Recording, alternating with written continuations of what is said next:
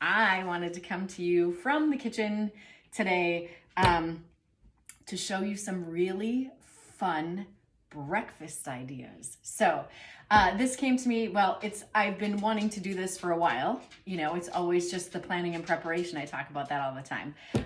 But I've had so many great conversations with clients, with people who aren't my clients, just in general about breakfast and how challenging breakfast can be, particularly when you're getting up and you're doing the things and you have to go to work or you get to go to work, right?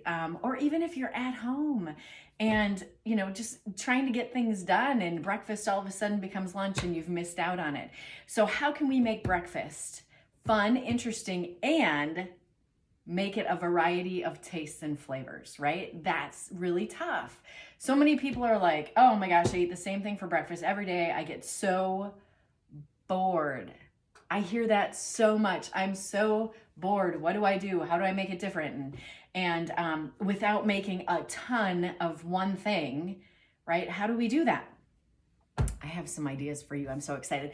And in the spirit of Christmas, I'm coming to you in my grandmother's apron. This is right. Interesting apron. My grandma, she died in 2007, but I remember seeing her wear this forever and ever when I was a kid.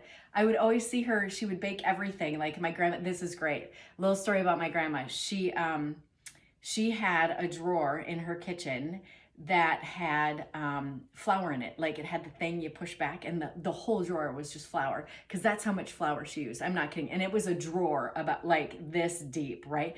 She also had a drawer full of animal fat because she used animal fat for cooking everything, right? So great. Great remembrances of my grandma in this apron cooking.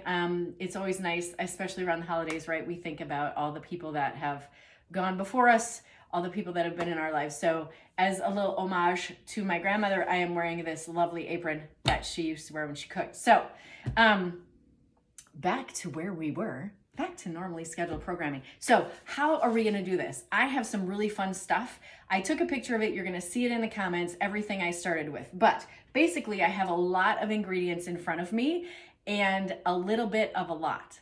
Does that make sense? So a variety of ingredients, but a little bit of each. And I also have big muffin tin pans, as well as little muffin tin pans. These are a lifesaver, honest to goodness. Now, what I love about these is you can make single serving of whatever you have, and it's super easy to track. I know that a lot of us are tracking macros, or at least we're tracking our food to see what we're eating and how much, right? So, and we get overwhelmed with, oh my gosh, like I made this recipe and I don't know how to put it in so that I know if I got enough protein for the day. I'm going to show you how to do that. And these muffin tins make it so easy. They make it super easy. Where did my eggs go? I have to grab my eggs. So while I'm doing this, if you want to grab a piece of paper and take some notes, grab a piece of paper and take some notes. I'm going to grab the eggs.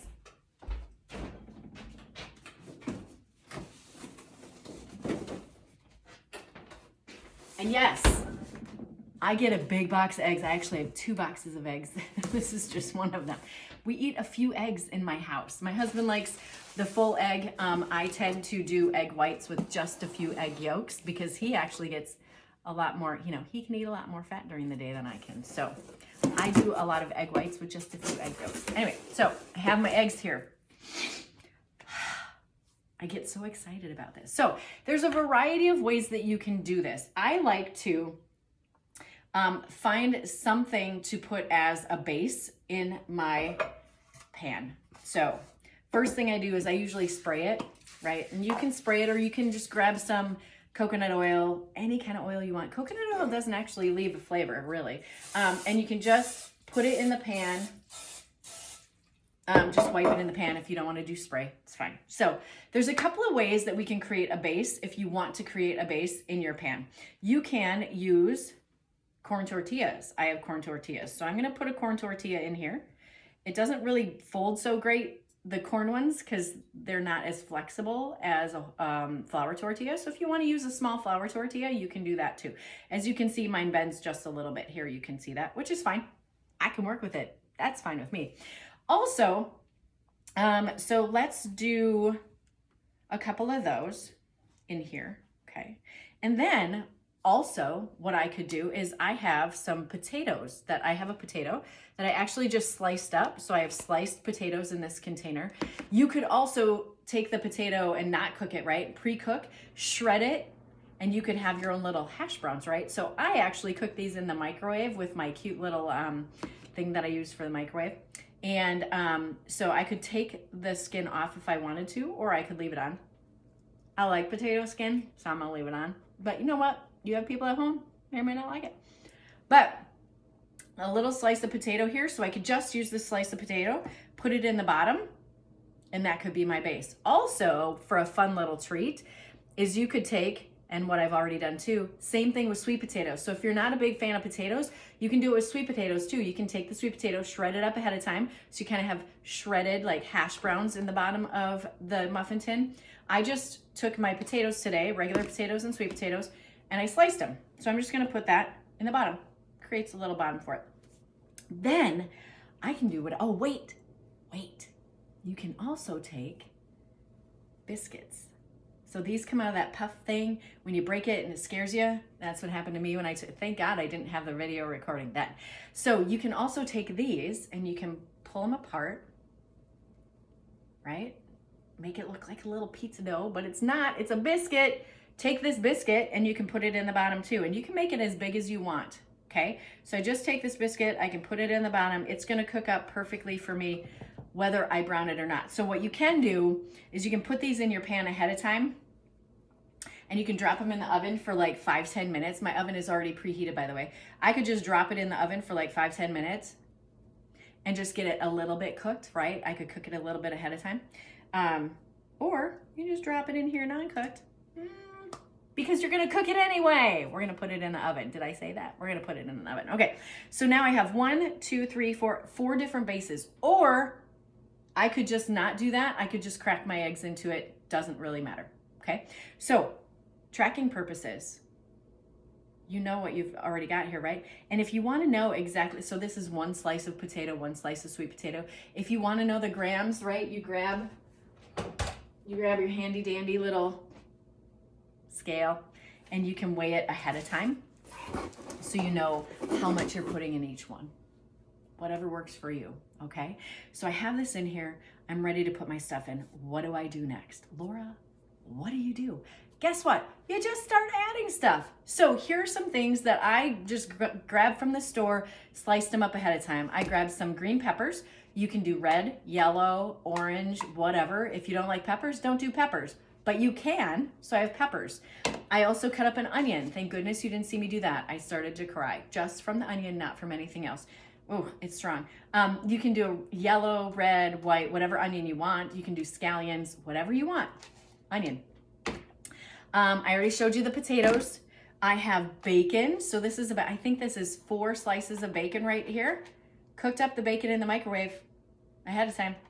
Cut it up. I also have hamburger. This is actually, I put some taco seasoning in this hamburger. This I keep right in my fridge. So it's fresh, made it last night. So taco seasoning, ooh, taco seasoning. You could make breakfast taco muffins. What are we talking about, right? And I have some taco cheese here too. Any kind of cheese you want, it's totally up to you. Or don't use cheese. If you don't like cheese or you have a little lactose intolerance, don't use cheese. You don't have to. You see the whole purpose of this is it's kind of a smorgasbord of things. It's my little buffet, and I'm going to create a whole bunch of different ones so that I have a variety of things that I can eat for breakfast. And they're all going to be in the same pans. I'm going to put them in the oven at the same time. And so when I take them out, I can put them in Ziploc bags. I can mark them if I want to, put them in the freezer. And then when I'm on the go, when I need a little bit of breakfast or a snack or a lunch or a dinner or whatever, I can take it out of the freezer. I know what it is. I know how much it is. And I can pop it in the microwave and I can have my own little breakfast. So let's put this together for you. So first, I'm gonna crack an egg in here. I'm gonna get my egg in here.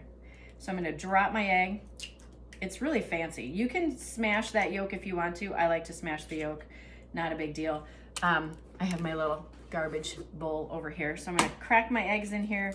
I like eggs. I don't know about y'all. And here's the thing, if you're not an egg person, you know what's really great? You can have other things for breakfast. Oh, did I tell you I also have chicken breast in front of me? Chicken breast. You can put chicken breast in your breakfast. I do it every day.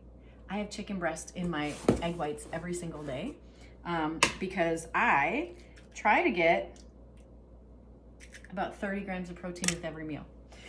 So in order to do that, sometimes you gotta add a little extra meat. So what I don't have in here is, I don't have pepperoni, I don't have sausage, right? So I always focus on, when I'm doing these things, the first thing I focus on is, what is my protein gonna be?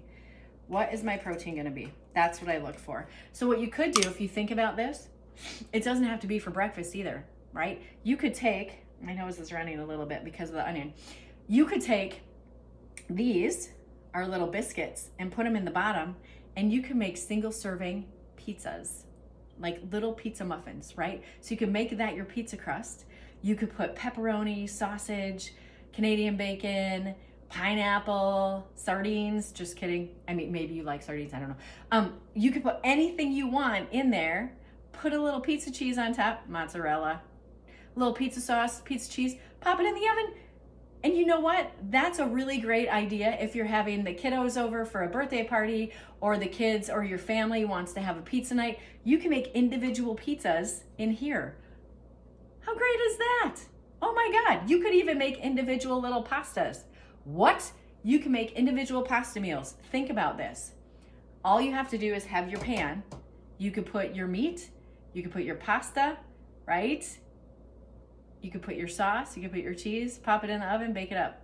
Are we kidding? No, not joking. You could even make little individual tacos. This is amazing. These pans, I swear to God, this is what we do, right? We just start, let me start throwing stuff in here. I'm gonna put some bacon in. This is what we do, right? Is we just start to think, hey, if I have all these little things in front of me, right?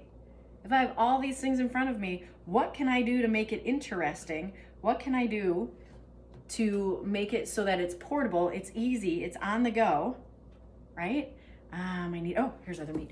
And make it different and give it a variety and get my proteins and get my carbs in there. That's about an ounce, right? And here's the thing, if you've done this enough, you probably don't have to measure everything.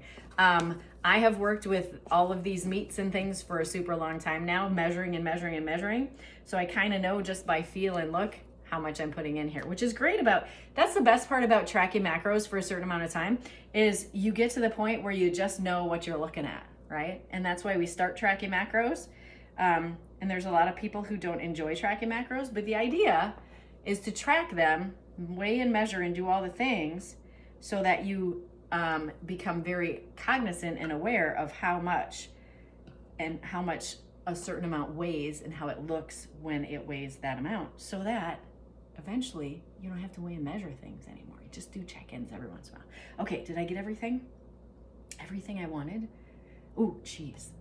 Don't forget the cheese. The cheese is fun. Okay, so I have added some things. So I have 2 corn tortillas with eggs, and I put my chicken breast in those with some onion and some green pepper.